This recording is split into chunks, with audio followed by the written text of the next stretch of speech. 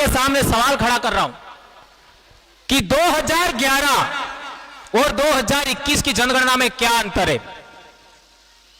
एक व्यक्ति खड़ा होकर बोलिए। 2011 और 2021 की जनगणना में क्या अंतर है? एक बहुत बड़ा अंतर है जिसके बारे में किसी ने कोई बात नहीं कहा। यह देख लीजिए, यह ऑफिशियल साइट से निकाला हुआ है सेंसस डिपार्टमेंट से। उसमें आपका 1872 से लगा करके 2011 तक के सेंसस में कौन कौन से कॉलम थे यह लिखा हुआ है। 1941 से पहले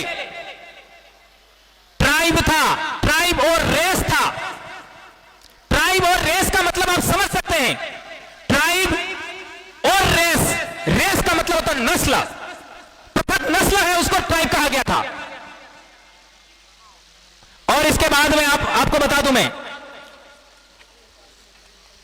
ये जो 1961 में पहली बार SC ST लिखा गया, 1961 में पहली बार, और उससे पहले ट्राइब लिखा गया था।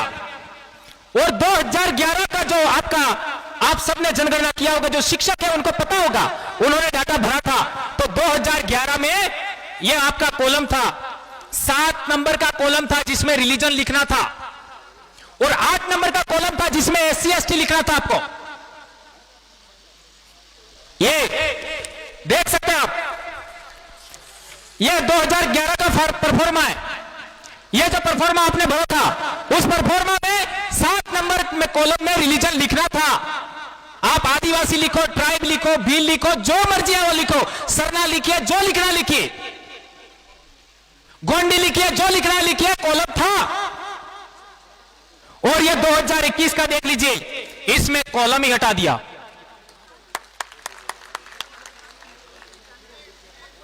आप देख लीजिए, आपका 2011 में कॉलम था तो आदिवासी भी लिखा था, आदि भी लिखा था, एनिमिस्ट भी लिखा था, बेगा भी था, भील था, भूमिया था, बिरसा था, बोड़ा था, चिरांग था, और यहां तक कि सरना, गारो, खासी, सब रिलीजन, 81 रिलीजन के नाम का यह डाटा आया था। आपको बता दूं मैं, आदिवासी 86,000 था आंकड़ा, एनिमिस्ट 4100 था, भील 1300 के आसपास था, और सरना का मैं आंकड़ा बताता हूं। सरना 4,95,000 नहीं, इकाई सैकड़ा, हजार, 10,000, लाख, 10 लाख, 49 लाख सरना आदिवासियों ने अलग सेपरेट धर्म का कॉलम में लिखा था। सबसे ज्यादा 50 लाख इतने लोगों ने अपना सेपरेट रिलीजन का डाटा दिया था गवर्नमेंट में, पर कॉलम था तब ना। अब 21 में तो कॉलम ही हटा दिया, लिखोगे कहां?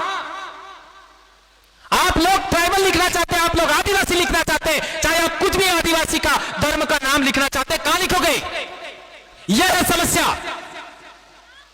इसके बारे में हमें जागृत होना होगा। यह कोई आसान बात नहीं है।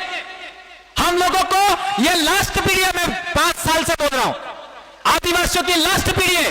इस पीढ़ी ने यदि समाज को जागृत कर दिया तो आदिवासी बचेगा, अन्यथा भारत भूमि से आदिवासी सदा सदा के लिए समाप्त हो जाएगा।